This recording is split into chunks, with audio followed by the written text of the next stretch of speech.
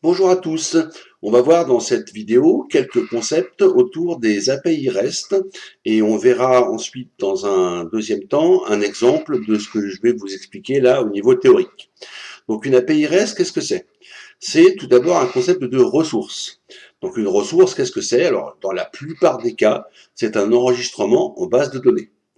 Ensuite, il va y avoir un concept, non pardon, avec ces ressources, on va pouvoir effectuer ce qu'on appelle du CRUD. Donc le CRUD, c'est tout simplement les initiales pour create, read, update et delete, qui permettent donc respectivement de créer une ressource, lire des ressources, mettre à jour une ressource ou supprimer une ressource. Alors, il y a quelques concepts à connaître. Tout d'abord, on va utiliser un format pour notre API. Le format, ça pourra être du JSON, du XML, du CSV ou n'importe quel autre format dont vous déciderez. Ensuite, il va y avoir le concept des endpoints, donc ce qu'on appelle des URI aussi, que vous pouvez comprendre comme des URL si vous voulez, qui seront par exemple slash to do dans un système de to do, ou alors slash to do slash ID, l'ID étant donc un ID que vous spécifierez, qui permettra donc de cibler un to do en particulier. Ensuite, on va avoir le concept très important des verbes HTTP ou des méthodes HTTP, donc get, post, put, patch et delete. Et enfin, on travaillera avec un système de code de statut HTTP pour indiquer en retour ce qui se passe ou ce qui s'est bien passé ou mal passé. Donc on verra par exemple le statut 200 si on renvoie du contenu, le statut 201 si on renvoie du contenu mais pour indiquer qu'une ressource a été créée, et puis le statut 204 pour indiquer que tout s'est bien passé mais qu'on ne renvoie aucun contenu. Alors, pour la méthode créer, on va avoir donc la méthode post et put. Ça, c'est important à savoir. En fait, souvent, on explique que pour créer, il faut utiliser la méthode post sur le endpoint slash to do en lui envoyant donc des données. Mais on peut aussi, enfin, il faut aussi que votre API, si vous voulez qu'elle soit complètement REST, accepte qu'on puisse utiliser la méthode put sur ce endpoint en lui envoyant les mêmes données et ça doit engendrer la création d'un enregistrement.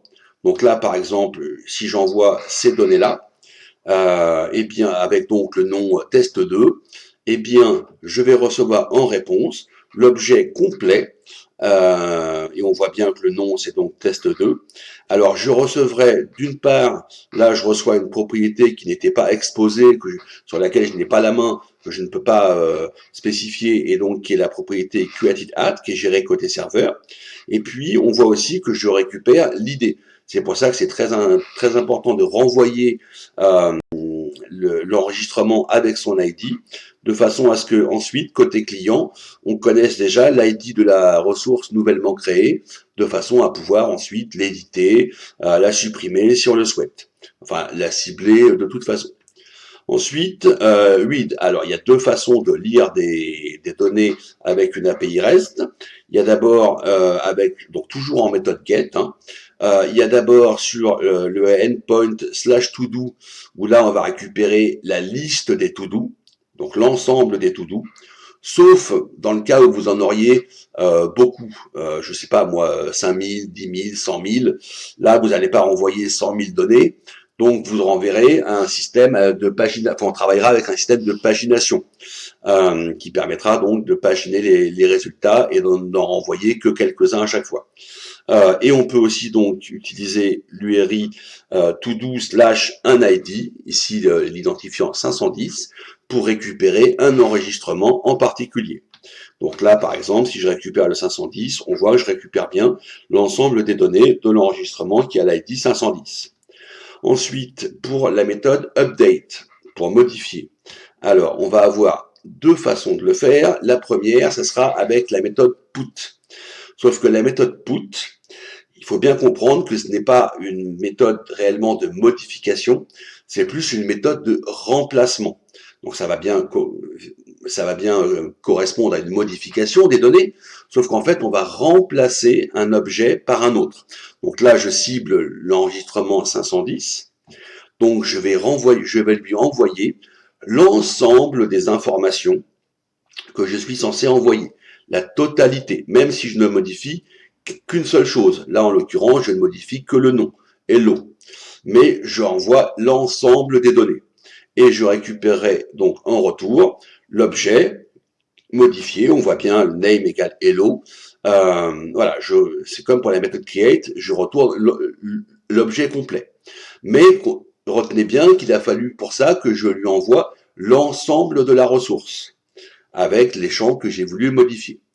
Mais il y a une deuxième méthode qui permet cette fois-ci réellement de modifier, où là, on va utiliser cette fois-ci la méthode patch. On va cibler toujours le même enregistrement, on renverra un code de statut 200, sauf que cette fois-ci, dans le corps de la requête, je n'enverrai que le ou les champs que je souhaite modifier. Donc là, en l'occurrence, je vais modifier simplement le nom en lui donnant la valeur test. Et je ne suis pas obligé d'envoyer l'ensemble de l'objet. Et je recevrai en réponse la totalité de l'objet, où là, on voit bien que name est repassé à test. Voilà. Et puis enfin, il y a la dernière méthode, la méthode delete. Alors elle est très simple, il suffit d'employer donc la méthode, enfin le verbe HTTP ou la méthode delete, de cibler l'enregistrement, donc là /todo 510, et la méthode ne renvoie, enfin cette action ne renverra rien, donc on va récupérer un code de statut 204. Enfin, quelques considérations. Tout d'abord sur la validation. Il est important que vous validiez vos données côté serveur, parce que vous allez exposer votre base de données, et donc il va falloir que vous effectuez une validation de façon à ce qu'on ne puisse pas rentrer ou modifier n'importe quoi. Ensuite, au niveau de la sécurité, si vous souhaitez ouvrir votre API, vous pouvez aussi la restreindre. Et donc, on peut la restreindre avec un système de clé d'API qu'on passerait par exemple en paramètres, ou un système de token JWT qu'on passerait dans le header authorization. Vous pouvez aussi imaginer que vous sécurisez certaines routes et pas toutes. Par exemple, que vous acceptez que n'importe qui accède aux méthodes get, mais que pour le put, le patch et le post, vous souhaitiez, et le delete, vous souhaitiez sécuriser tout ça. Enfin, les erreurs. Alors, on renverra toujours des erreurs claires sur la validation, sur les codes de statut, pour l'authentification, les endpoints non trouvés, les erreurs côté serveur, etc. Il faut que vous aidiez au maximum celui qui va utiliser votre API. Alors maintenant, si on fait donc un petit exemple avec le logiciel Postman. Donc, on va voir tout d'abord la requête get. Donc, attendez, on va supprimer tout ça. Et on va utiliser donc cette fois-ci la méthode get sur le endpoint /todo. Donc il est censé nous renvoyer une liste d'enregistrements. Je lance et en effet, je reçois alors non pas un tableau directement, mais un objet avec une clé todo qui contient un tableau avec une série d'enregistrements. Et là, comme je vous ai dit tout à l'heure, on peut paginer, donc là c'est ce que j'ai fait, et je donne des informations sur la pagination. La page courante, la page suivante, on pourrait donner par exemple aussi l'URL directement de la page suivante, le nombre de pages totales, le nombre total d'enregistrements, ça c'est pratique côté client quand on va vouloir fabriquer une jolie pagination. Ensuite, on va pouvoir regarder, cibler un enregistrement en particulier. Donc là, /todo /510, ça devrait me renvoyer l'enregistrement qui a l'identifiant 510. J'envoie et en effet, je reçois bien l'enregistrement qui a l'identifiant 510. Ensuite, on va regarder le post. Alors, le post, il va falloir envoyer des données. Là, je vais envoyer les données, name, description et due date. J'envoie et là, l'API me renvoie des erreurs.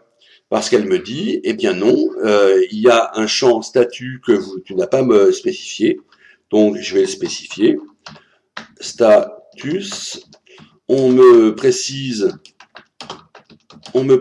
qu'il doit être obligatoirement avec une valeur done ou to do. Moi, je vais écrire to do. Et puis, on me dit que la due date doit être dans le futur. Donc là, le timestamp, on va l'avancer. Voilà, et on va le mettre à ça. On va essayer d'envoyer à nouveau les informations. Et là, on voit que je reçois donc un statut de code 201, enfin un code de statut 201, m'indiquant que la ressource a bien été créée côté serveur. Et là, je vois bien que les données que j'ai envoyées, je les récupère ici, avec en plus le champ QATDAT qui est géré côté serveur, et l'identifiant dont je vais avoir besoin plus tard pour certaines opérations. Notez, puisque je vous ai parlé tout à l'heure de l'authentification, que j'ai fait cette requête avec un système d'authentification, parce que mon API, là, elle est protégée. Si je ne mets pas d'authentification et que je retente d'envoyer, on va me dire que non, je dois utiliser une en-tête de type authorization.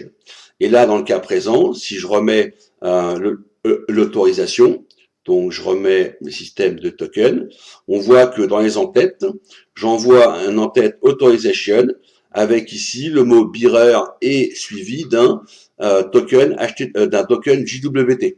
Donc voilà, moi j'ai préféré fonctionner comme ça pour vous montrer aussi comment ça fonctionne. Ensuite, on va avoir la méthode put.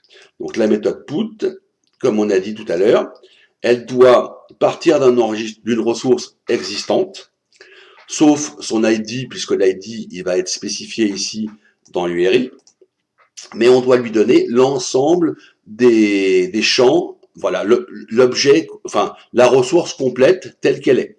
Donc là, je lui donne la ressource complète et on va modifier, par exemple, avec justement, tout à l'heure c'était I, on va mettre bonjour à la place.